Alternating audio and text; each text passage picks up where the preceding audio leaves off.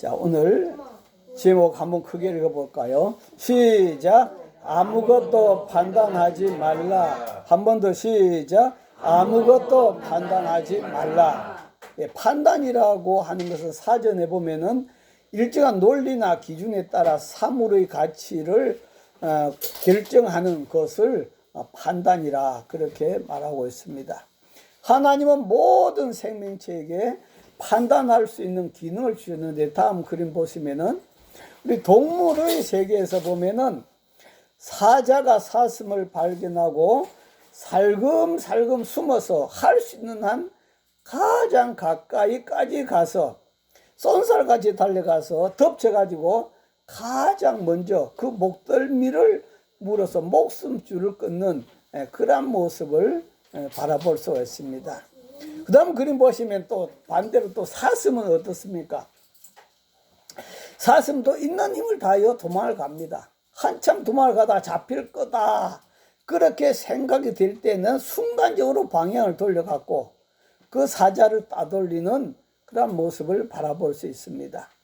이런 모든 행동들이 살아남기 위한 판단이라고 하는 그 기능 때문에 바로 이런 행동을 하게 된다 하는 그런 말씀이에요. 이러한 판단은 사람에게도 마찬가지입니다. 우리가 먹을 것을 구한다든지 결혼을 한다든지 직장을 구한다든지 등등 모든 사람이 판단에 의해서 움직여진다. 판단을 잘했을 때는 엄청난 부귀 영화와 행복을 누리기도 하지만도 판단을 잘못했을 때는 사기를 당해서 어려움을 겪는 그런 사람들도 많이 있습니다. 그런 측면에서 보면 현재 내가 오늘이 있는 것은 내가 수없이 판단을 내린 그 결과가 바로 현재 나의 모습이다 하는 것을 볼 수가 있습니다. 자, 그렇다고 한다면 오늘 하나님은 뭐라고 말씀하시는가 한번 따라합니다. 하나님은 아무것도 판단하지 말라. 네, 하나님은 아무것도 판단하지 말라 그렇게 말씀합니다. 다음 말씀 볼까요? 시작. 그러므로 때가 이르기 전 곧 주께서 오시기까지 아무것도 판단하지 말라. 예수님 재림할 때까지 아무것도 판단하지 말라. 당시 고린도 교회 성도들은 교회 지도자들을 자기들이 주관적 소욕에 따라서 함부로 판단했습니다. 그래서 나는 바울파, 나는 아볼로파, 나는 게바파, 나는 국산파, 양파도 아닌 나는 그리스도파다, 나는 예수파다. 그렇게 하면서 많은 판단을 만들어냈고 파당을 많이 만들어냈던 걸 볼 수 있습니다. 다음 말씀 볼까요? 시작. 내가 이것을 바라거니와 너희가 각각 이르되 나는 바울에게, 나는 아볼로에게, 나는 게바에게, 나는 그리스도에게 속한 자라 한다는 것이니 그도께서 어찌 나뉘었느냐. 바울이 너희를 위하여 십자가에 못 박혔으며 바울의 이름으로 너희가 세례를 받았느냐. 이렇게 파당들이 생긴다. 우리 정치하는 사람들 보면 수많은 파당들을 가지고 있습니다. 교회도 마찬가지입니다. 큰 교회는 어떤 목회자를 중심한 파당, 어떤 장로님을 중심한 파당, 그 외에 많은 파당들이 큰 교회들은 만들어져 있는 것을 볼 수가 있습니다. 목사님들 모임에도 가보면은 그런 파당들이 있어요. 가끔가다 저보고 목사님은 어느 파당이냐 묻는다면은 저는 사람 중심인 이 파도 저 파도 아닌 바로 그리스도 중심, 그리스도파라고 그렇게 말하고 싶습니다. 여러분들도 사람 중심의 파가 아니라 예수님 중심의 파가 되시기를 바랍니다. 할렐루야. 한번 따라하면 나는 예수님 중심의 파이다. 그러면 왜 하나님은 아무것도 판단하지 말라고 했을까요? 다음 그림 보시면은 사람은 뭐 보고 판단한다? 외모만 보고 판단하기 때문이다 하는 그런 말씀이에요. 얼굴이 시커멓다고 그 사람 자체가 못난 인간으로 판단한다 하는 그런 말씀이에요. 다시 말하면은 껍데기만 보고 판단한다 하는 그런 말씀이에요. 다음 말씀 보면은 시작. 화 있을진저 외식하는 서기관들과 바리새인들이여 해치느라 무덤 같으니 겉으로는 아름답게 보이나 그 안에는 죽은 사람의 뼈와 모든 더러운 것이 가득하도다. 이와 같이 너희도 겉으로는 사람에게 옳게 보이되 안으로는 외식과 불법이 가득하도다. 예수님께서 서기관과 바리새인들을 보고서 뭐라고 말씀하시는가 하니까 외식하는 자다, 껍데기만 꾸민 자다, 또 해칠한 무덤 같다. 해칠한 무덤이라고 하는 것은 우리나라로 하여금 잔디를 잘 입혀놓은 무덤, 겉으로는 어떻습니까? 아름답게 보인단 말이에요. 그런데 그 무덤을 파면 안에는 뭐가 들었습니까? 죽은 사람의 뼈와 모든 더러운 것이 가득하다. 우리 사람을 바라볼 때 껍데기는 번지르하지만도 그 속에는 온갖 더러운 것이 들어있다. 그렇기 때문에 우리로 하여금 외모만 보고 껍데기만 보고 판단하지 말라 하는 그런 말씀이에요. 어떤 분이 이런 글을 써놨어요. 결혼을 해도 후회하고 안 해도 후회하는데 그런데 왜 결혼을 하느냐, 그런 글을 써놨는데, 결혼 후 후회하는 사람들을 보면은 첫 번째는 보면 판단력이 부족해서 결혼해서 후회한다 하는 그러한 글을 써놨는데요. 사실 결혼 전에는 상대방에 대해서 바른 판단을 할 수가 없습니다. 왜 그럴까요? 결혼하기 전에는 모두 다 다음 그림 보시면은 바로 이렇게 포장을 하고 나타나기 때문이다 하는 그런 말씀이에요. 얼굴이고 얼굴에도 아름답게 화장을 하고 옷도 최고 좋은 옷을 입고 뭐 그렇게 해서 나타나기 때문에 그 속에 뭐가 들어있는지 알 수가 없단 말이에요. 그래서 화장을 하는 것을 이렇게 말해요. 10대 얼굴에 바르는 것을 치장이라고 그런답니다. 그 20대 얼굴을 바르는 것을 화장이라 그러고요. 30대가 돼가지고 얼굴에 바르는 것을 분장이라고 그런답니다. 그리고 40대에 대해서 얼굴에 바르는 것을 빈장한다 그런답니다. 그리고 50대가 얼굴에 바르는 것을 위장한다. 60대 얼굴에 화장을 바르는 것을 포장한다. 70대는 환장한다. 80대는 끝장한다. 그리고 죽어서는 불화해가지고 화장을 한다. 그렇게 표현을 하고 있습니다만도. 그런데 결혼하기 전에는 그 포장한 것만 바라보고 예쁘다, 잘생겼다, 그렇게 말을 한다 하는 그런 거죠. 이렇게 진한 포장을 하니 사실 그 속에 무엇이 들어있는지 알 수가 없다. 그래서 결혼하기 전에는 바른 판단을 할 수 없게 된다 하는 그런 말씀이에요. 그리고 두 번째는 왜 이혼을 하는가? 이혼하는 것은 인내가 부족해서 이혼을 한다. 그 힘든 과정을 견디지 못해서 이혼한다.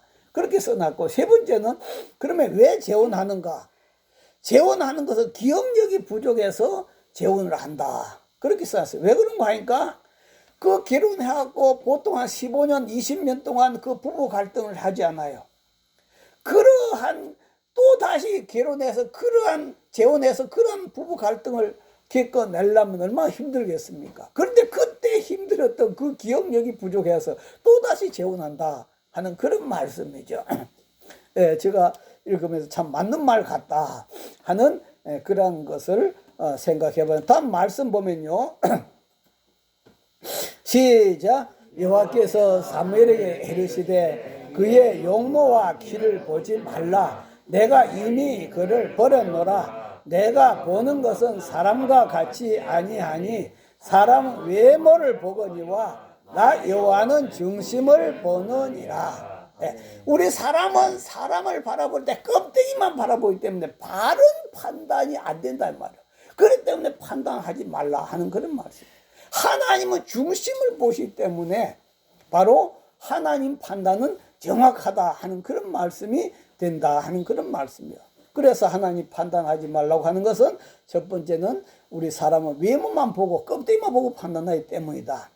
두 번째는 나의 판단이 바르다고 그렇게 생각하기 때문에 판단한다 하는 그런 말씀이에요. 한번 따르면 나의 판단이 다 바르다고 할 수 없다. 예, 자기 판단이 바르다고 생각하기 때문에 다른 사람을 판단하게 된다 하는 그런 말씀이에요. 사람은 자기가 했던 경험 범위 안에서 판단합니다. 자기 했던 그 경험 밖에서는 판단을 못해요. 또 자기가 아는 지식 안에서 판단합니다. 또 자기 상처나 감정에 근거해서 판단합니다. 그래서 똑같은 사람을 어떤 사람은 괜찮은 사람이다 그렇게 판단하고 어떤 사람은 그 나쁜 인간이라고 그렇게 판단하게 된다 하는 그런 것입니다. 왜냐하면 전부 자기가 경험했던 그 범위 안에서만 판단하기 때문에 바른 판단이 될 수 없다 하는 그런 거죠. 저와 여러분이 갖고 있는 이 지식이 얼마나 되겠습니까? 이 온 우주의 0.0000001%도 모른다 이 말이에요. 그런데 그 조그만 판단 지식 가지고 판단한다는 것이 바른 판단이 되겠느냐 하는 그런 말씀이요. 다음 그림 보시면 세계에서 제일 넓은 땅을 차지한 정복한 그 징기스칸의 이야기입니다.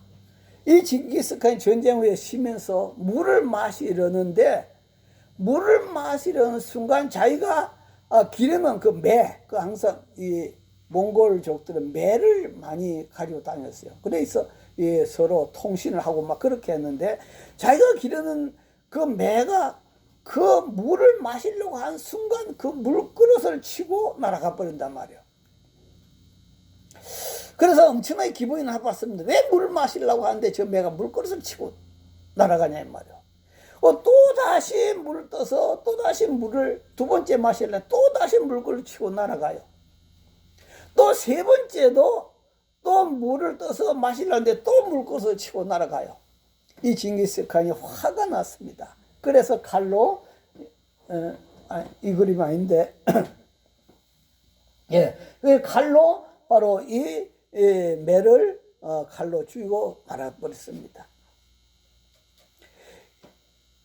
자, 이제 마실 물도 다 떨어졌어요. 그래서 징기스칸이 저 위로 물 근원으로 올라가 봤습니다.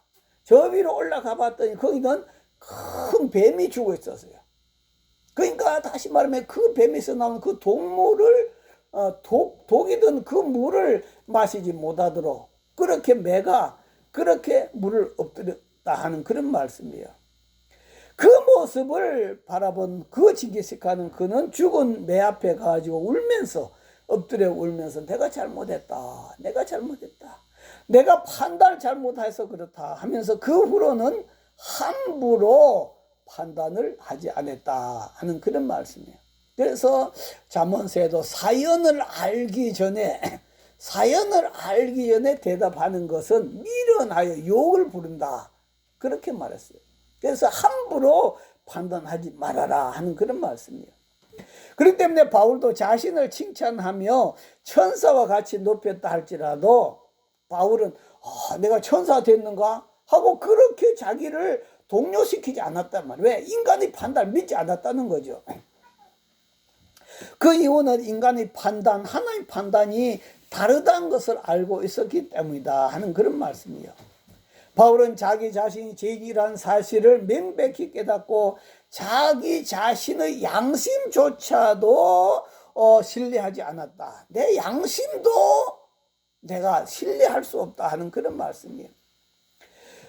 바로 그것은 자기 유익을 위해서 판단의 기준이 되기 때문이다. 여러분 모든 걸 판단할 때는 내 자신이 유익하면 좋은 거, 좋은 사람. 내 자신이 유익되지 않으면 나쁜 건 나쁜 사람으로 판단하기 때문에 이 판단이 바를 수가 없다 하는 그런 말씀이에요.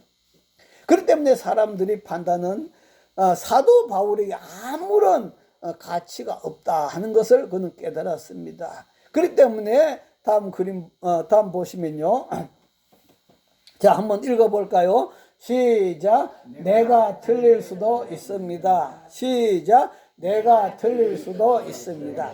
이렇듯이 나의 판단도 어떻게 할 수 있다? 틀릴 수도 있다 하는 그런 말씀입니다. 나의 판단뿐만 아니라 당신의 판단도 틀릴 수가 있습니다. 마찬가지 모든 사람의 판단은 틀릴 수가 있다 없다? 있어. 모든 사람의 판단 틀릴 수가 있습니다. 그렇기 때문에 다른 사람이 나를 판단한다고 그대로 다 받아들일 필요가 없고, 나도 다른 사람을 함부로 판단해서는 안 된다 하는 그런 말씀이에요. 더 나아가서 우리는 나 자신이 나를 판단해서도 나는 쓸모없는 인간이야, 나는 보잘것없는 인간이야, 나 자신 나를 판단해서도 틀린 것이다 하는 그런 말씀. 다음 말씀 볼까요? 시작. 너희에게나 다른 사람에게나 판단받는 것이 내게는 매우 작은 일이라 나도 나를 판단하지 아니하노니 내가 자책을 아무것도 깨닫지 못하나 이로 말미암아 의롭다함을 얻지 못하노라. 다만 나를 심판하실 이는 주시니라. 나도 나를 판단하지 말아라. 오직 나를 판단하시는 분은 누구다? 오직 하나님만이 저와 여러분을 판단한 줄 믿습니다. 할렐루야. 혹시 이웃 사람이 여러분을 좀 폐마한다 할지라도 거기에 동요하지 말고, 천사처럼 떠받든다 할지라도 거기에 동요하지 마라. 왜? 전부 다 자기 기분에 들면은 좋다고 판단하고 기분 안 들면 나쁘다고 판단하기 때문에 거기에 우리는 동요해서는 안 된다. 그래서 나의 판단이, 모든 인간들의 판단이 다 바르다고 할 수가 없다 하는 그런 말씀이요. 자, 그러면 누가 정확한 판단을 할까요? 한번 따라하면 하나님만이 정확한 판단을 하신다. 예, 하나님만이 정확한 판단. 하나님은 뭘 본다? 중심을 보기 때문에 정확한 판단을 한다. 다음 말씀 볼까요? 시작. 여호와여 주는 의로우시고 주의 판단은 옳으니이다. 아멘. 주의 판단은 옳습니다. 틀린 것이 없습니다 하는 그런 말씀이요. 다음 그림 보면요, 인도에 나오는 동화집에 나오는 이야기입니다. 여기에 보면 다음 그림 보시면 비나리스라고 하는 그런 곱추가 있었습니다. 비나리스라는 곱추가 있었는데 그는 비록 곱추였지만도 지혜롭고 남다른 그 용기가 있었어요. 그래서 그는 출세는 하고 싶은데 자기 생김새 때문에 왕에게 찾아가지를 못하고 있었습니다. 그래서 생각하다가 그는 거인, 키가 큰 거인을 찾아가서 그 사람을 앞세워서 내가 대신 공을 세워줄 테니까 당신은 출세를 하시오. 큰 키가 큰 거인에 찾아가서 그렇게 했습니다. 그래서 그 마을의 키가 큰 거인은 바로 그를 찾아가서 이렇게 훌륭하신 분이 이렇게 시골에만 처박혀 있어도 되겠습니까? 당신이 왕에 가서 신하가 되십시오. 그러면 내가 뒤에서 당신 몰래 공을 세워줄 테니까 그렇게 하라고 그렇게 했습니다. 그렇게 해서 근데 이제 곱추는 잘하는 것이 활을 잘 쏘는 그런 실력을 갖고 있었습니다. 그 이야기를 듣고 이 거인은 바로 왕을 찾아갔고, 왕은 그의 건강한 그런 몸을 보고서 왕은 신하를 삼아 주었습니다. 그런데 거인은 왕의 신하가 되자 몹시 뽐을 내면서 이 곱추를 아주 무시했습니다. 더 이상 곱추 너희 도움은 필요하지 않아. 그리고 자기를 당할 사람 없다고 그렇게 생각했습니다. 그래서 이 곱추는 좀 억울하지만도 때가 되기를 기다렸습니다. 그렇게 기다리는데 마침 이웃나라 왕이 많은 군사를 거느리고 이 나라를 쳐들어왔습니다. 거인은 장군이 돼서 갑옷을 입고 코끼리 등에 의젓하게 올라타고 싸움터로 나갔습니다. 그때 이 곱추도 나도 데리고 달라고, 나도 그 코끼리 등에 같이 타고 가게 해달라고 졸랐습니다. 근데 거인은 너 같은 건 필요 없다고. 너같이 뭐 조그만 것이 뭘 알겠냐, 필요 없다고. 그렇지만도 겁주는 악착같이 코끼리 등에 올라타고 같이 싸움터로 갔습니다. 드디어 적군들하고 싸움이 시작되었습니다. 적군들이 구름처럼 이 거인을 둘러싸고 소리쳤습니다. 거인은 무서워서 부들부들 떨면서 꼽주를 향해서 살려달라 살려달라. 자기는 거인임에도 불구하고 이 꼽주를 향하여 살려달라고 사전했습니다. 꼽주는 기가 막혀서 아니 싸우지도 않고 살려달라고 하는 그런 대장이 어디 있습니까? 대장이면 싸워보고나 해야지 싸우지도 않고 살려달라는 대장 어디 있습니까? 그렇게 소리치고는 거인을 그 코끼리 등에서 내려놓고 자기 혼자 꼽주 혼자서 그 코끼리 등에 타가지고 화살을 쏘아대기 시작했습니다. 적군을 향하여 돌진하여 소나기 같은 화살을 퍼부어서 결국은 이제 적군의 왕을 사로잡은 것입니다. 그렇게 하고 전쟁이 끝이 났어요. 꼽주가 돌아오자 나중에 그 사실을 안 후에 왕은 너야말로 나라의 참 보배구나 하면서 크게 칭찬해가지고 바로 그 꼽주에게 높은 배설을 주었다라고 그렇게 말하고 있습니다. 이렇게 겉으로는 아무것도 아닌 것 같지만도 나중에 그의 진실이 드러나더라. 다음 말씀도 보면은 시작. 그러므로 때가 이르자 곧 주께서 오시기까지 아무것도 판단하지 말라. 그가 어둠에 감추인 것들을 드러내고 마음의 뜻을 나타내시리니 그때 각 사람으로부터 칭찬이 있으리라. 아멘. 때가 이르기 전에 예수님이 오시기까지는 판단하지 말아라. 그런데 예수님이 오시면은 어둠에 감추인 것들을 드러내고 마음에 숨어있는 것을 나타낼 것인데 그때 각 사람으로부터 칭찬이 있을 것이다. 여러분 사실 어둠 속에서는 무엇이 무엇인지 분별이 잘 되질 않습니다. 우리가 사는 이 세상은 정말 누가 옳은지 누가 잘못된지 분별이 잘 안 돼요. 그러나 밝은 빛 속에 나타나면은 확연히 보이는 것처럼 예수님 심판대 앞에서는 모든 숨은 것들이 다 벌거벗은 것 같이 드러나게 될 줄 믿습니다. 할렐루야. 다음 말씀 볼까요? 시작. 지으신 것이 하나도 그 앞에 드러나지 않음이 없고 우리 결산을 받으실 이 눈앞에 만물이 벌거벗은 것 같이 드러나느니라. 네. 하나님의 심판대 앞에서는 지으신 것이 하나도 그 앞에 나타나지 않음이 없고 그 마음속에 숨어 있는 것들이 전부 다 벌거벗은 것 같이 다 드러나서 심판을 받게 된다 하는 그런 것입니다. 그럴 때 바로 여러분의 진가가 바로 그리스도 앞에 나타나게 될 줄 믿습니다. 할렐루야. 한번 따라하면 나의 진가가 그리스도 앞에서 나타나게 될 것입니다. 마치 곱추의 진가가 나타나는 것처럼 바로 저와 여러분 진가가 이 세상에서는 잘 보이질 않아요. 나보다 더 잘난 사람도 많고 뭐 권세 있고 돈 있는 사람이 다 잘 좋은 것 같아 보이나 그러나 그건 다 껍데기다. 하나님 앞에 심판대 앞에 가면 모든 것의 진가가 다 나타난다. 그러므로 우리는 어떻게 해야 될까? 우리는 지금 계속 성장해야 됩니다. 한번 따라합니다. 우리는 지금 계속 성장해야 합니다.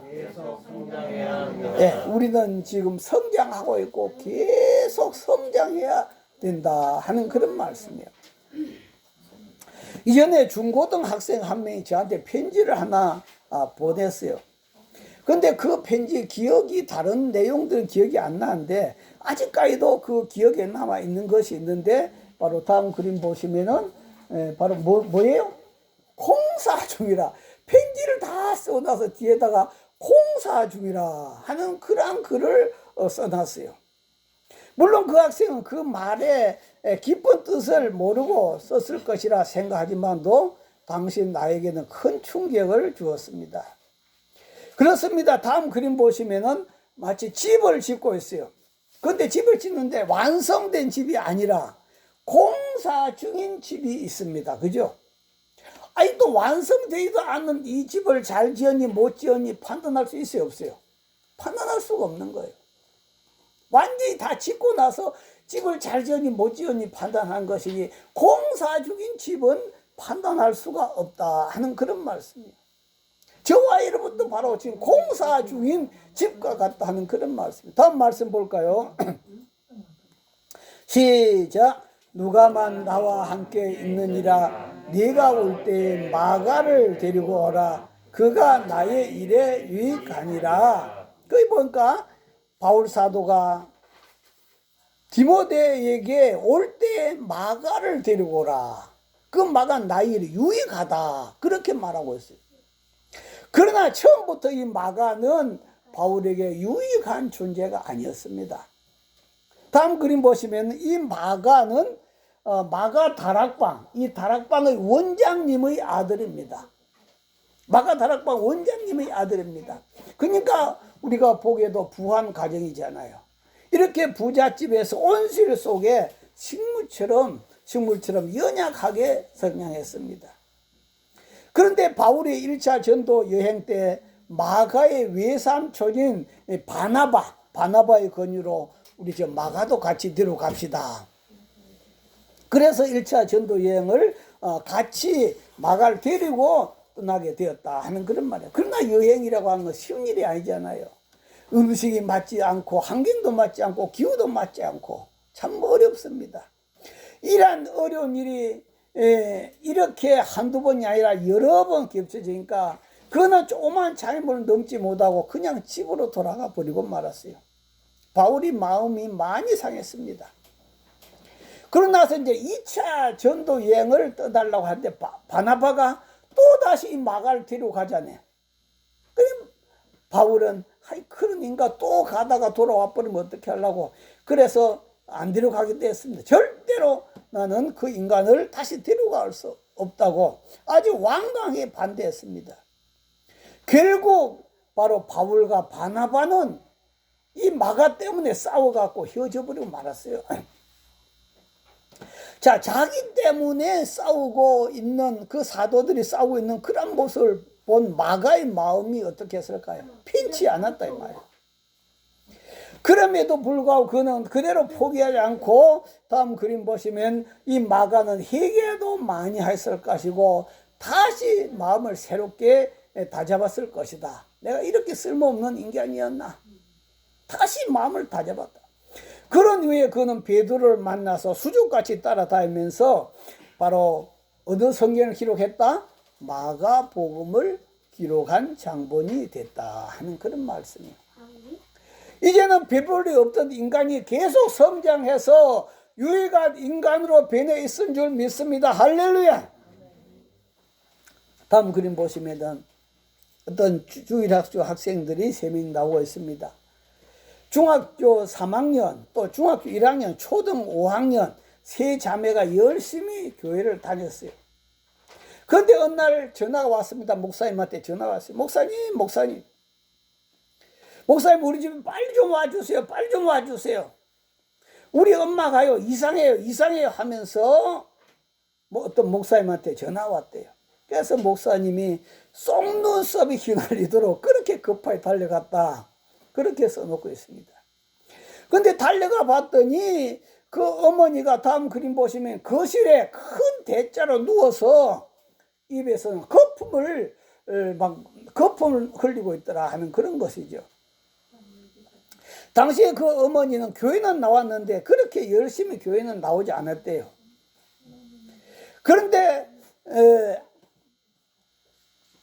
그때 딸들이 엄마를 흔들면서 엄마 목사님 오셨어. 엄마 목사님 오셨다 하면서 이제 엄마를 막 깨웠습니다. 엄마는 그 엄마 입에서 나오는 말이 아마 그 목사님이 소진우 목사님인가요? 소진우 그 새끼가 왜 와? 가라고 해 막 그렇게 하더라고 그래요. 그래서 목사 왔다는데 이름을 부르면서 막 욕을 해대더란 겁니다. 알고 보니까 이 엄마는 화난 일이 있어서 술을 퍼마시고 그렇게 대자로 누워 있었던 것이라 하는 그런 거죠. 자, 그렇게 했던 그분이 지금은 그 교회 총여전도 회장으로 봉사하고 있더라. 그렇게 목사님이 글을 써놓은 것을 볼 수 있습니다. 그 당시 그 엄마는 뭐였을까요? 공사 중이었다. 비판하지 말고 기다렸더니 하나님의 글을 바꿔 쓰시더라. 할렐루야. 우리는 이렇게 성장해야 된다. 계속 성장해야 된다 하는 그런 말씀이야. 다음 그림도 보시면요. 지금 가정사역을 하는 한 부부가 있는데 남편이 얼마나 잘못했는지 모르지만 계속해서 남편과 시어머니에 대해서 판단하는 이야기를 하는 것을 볼 수 있습니다. 계속해서 남편이 뭐가 어쩌고 시어머니 뭐가 어쩌고 계속해서 판단만 하더라 이 말이에요. 그래서 저는 그 이야기를 듣다가 뭐라고 했는가 하니까 지금 남편도 공사 중이다. 지금 남편도 공사 중이다. 나중에 더 세월이 흘러가서 어떤 사람으로 변할지 모른다 하는 그런 말씀이죠. 그렇습니다. 우리는 비판할 자격이 없습니다. 한번 따라합니다. 우리는 비판할 자격이 없다. 예수님도 판단하지 않으셨다. 네, 예수님도 판단하지 않았어요. 다음 이사야 선지자가 옷을 예수님에 관해서 예언해 놨는데요. 다음 말씀 볼까요? 시작. 그가 여호와를 경외함으로 즐거움을 삼을 것이며 그의 눈에 보이는 대로 심판하지 아니하며 그의 귀에 들린 대로 판단하지 아니하며. 이 예수님 모습이야. 눈에 보이는 대로 판단하지 않고 귀에 들린 대로 판단하지 않았다. 사실 보면 예수님 이 땅에 오셔가지고 그 세리 죄인 창기들 정말로 온 세상 사람들이 판단할 그런 사람들이잖아요. 그럼에도 불구하고 예수님은 그들을 한 명도 판단하지 아니하고 그들을 예수님은 품어준 줄 믿습니다. 할렐루야. 뿐만 아니라 예수님은 저와 여러분에게도 판단하지 말라. 그렇게 다음 말씀 볼까요? 시작. 비판을 받지 아니하려거든 비판하지 말라. 그 비판 너희가 비판을 받을 것이니라.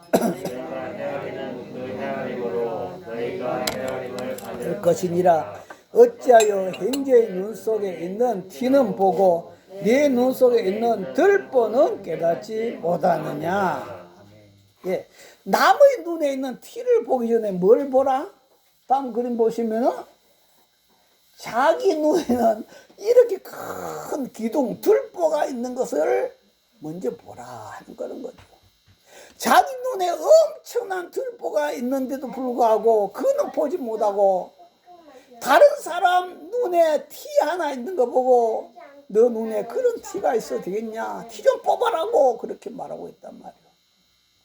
다시 말하면 내가 행복하지 아니하면은 모든 사람이 행복할 수가 없다는 거예요. 남의 티만 본다 이 말이에요. 다음 그림 보시면은 자 한번 볼까요? 자 이렇게 자기 자신에게 갇혀 있는 사람, 이 사람이 행복하겠습니까? 이 사람은 온 세상을 다 부정적으로 보고 비판하는 사람이단 말이에요. 누가 병들어? 자기가 병들었어. 자기가 병들어서 자기 눈에 큰 들보가 있는 건 보지 못하고 늘 항상 다른 사람 눈에 티만 보고 저래서 되겠느냐고 손가락질하게 된다 하는 그런 말씀이요. 바울도 자기는 흠이 없다고 큰 소리 쳤지만도 죄인 중에 괴수가 누구더라? 바로 바울 자신이 죄인 중에 괴수더라. 내 자신을 밝히 먼저 봐야 된다 하는 그런. 그래서 내 눈에 있는 무엇부터 뽑아내자? 들보부터 뽑아내야 될 줄 믿습니다. 할렐루야. 그래서 내 자신이 건강하지 못하고 내 자신이 이렇게 우울증이나 이러한 좋지 않은 그러한 심성 상태가 되어지면은 좋은 것을 보지 못하고 항상 그 사람이 좋은 것이 99개가 있는데도 불구하고 좋아 보이지 않는 한계를 자꾸 늘어지고 판단한다 하는 그런 말씀이에요. 그렇기 때문에 먼저 우리들 자신을 보아야 할 것입니다. 뿐만 아니라 하나님은 오늘 저와 여러분들에게 다음 그림 보시면은 바로 뭐라고 하고 있습니까? 나도 공사 중이다. 한번 따르면 나도 공사 중이다. 당신도 공사 중입니다. 하나님은 우리에게 판단할 권한을 주시지 않았습니다. 네, 주여 성부로 동서로 기도합니다. 주여, 주여, 주여. 거룩하신 아버지 하나님 감사와 찬양 올려드립니다. 오늘도 하나님 아버지 우리들 자신 아버지 바라보면서 하나님 아버지 오늘도 우리는 이 세상에 너무나 많은 판단을 하고 있습니다. 그러나 하나님은 오늘도 우리 판단이 잘못됐다고 그렇게 말씀하고 계시오니 오늘도 우리로 하여금 내 자신도 공사 중이라는 사실을 기억하고 우리가 판단 함부로 하지 않도록 하나님 축복하여 주시옵소서. 하나님 아버지 감사합니다. 오늘도 우리 사람들은 외모만 바라보고 판단합니다. 또 자기 자신도 틀렸다는 사실을 깨닫지 못하고 남을 판단합니다. 다른 사람 눈에 있는 티만 쳐다보고 자기의 눈에 있는 들보는 바라보지 못하고 판단하고 있습니다. 하나님 아버지 오늘도 우리는 정말로 내 자신도 아직까지 계속 공사 중이라는 사실을 기억하고 다른 사람도 공사 중이라는 것을 기억하고 격려하고 세워준 자가 될지언정 판단하고 정죄한 자가 되지 않도록 축복하여 주시옵소서. 아버지 앞에 감사드리며 예수님 이름으로 기도하옵나이다. 아멘.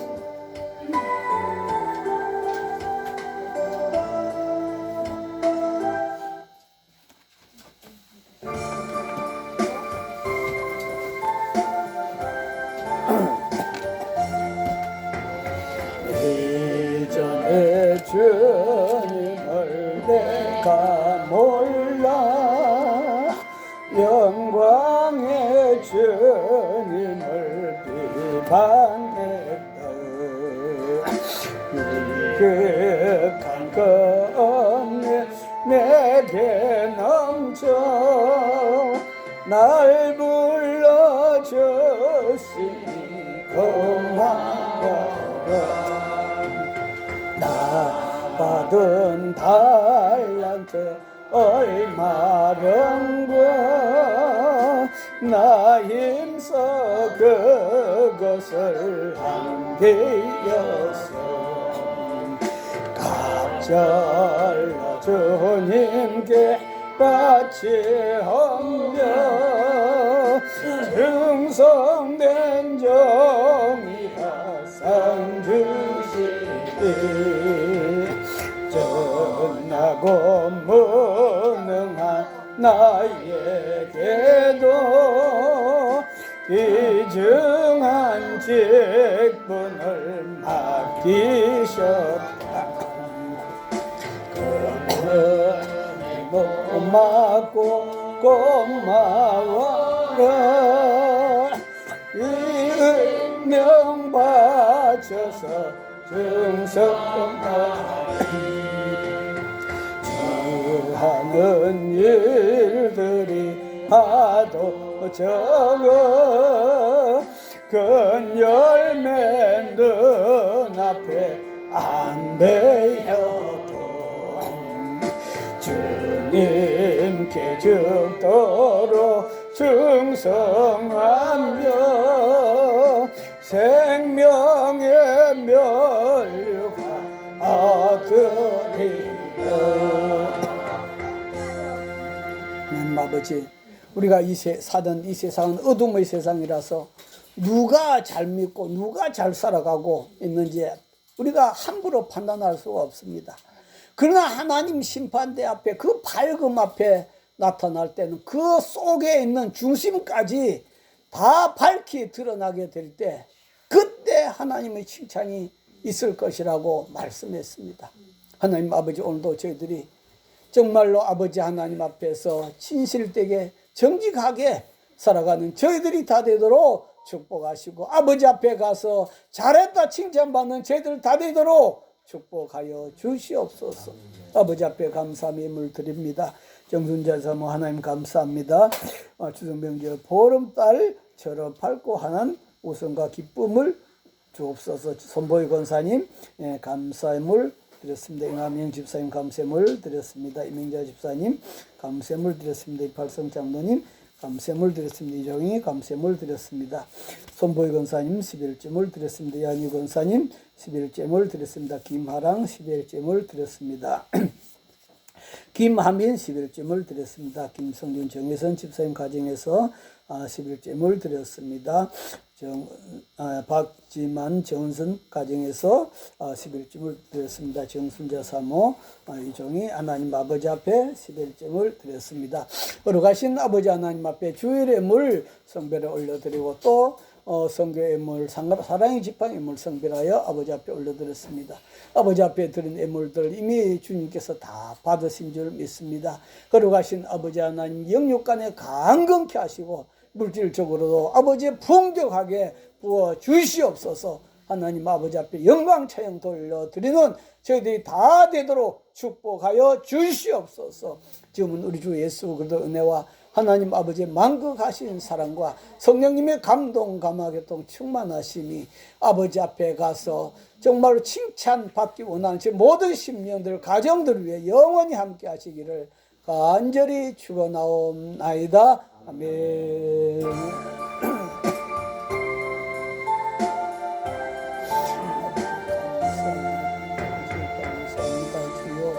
저들 받으시오 축복하여 주시옵소서. 어려하신 아버지 하나님 감사 주여 감사드리며 주시옵소서. 기도합니다.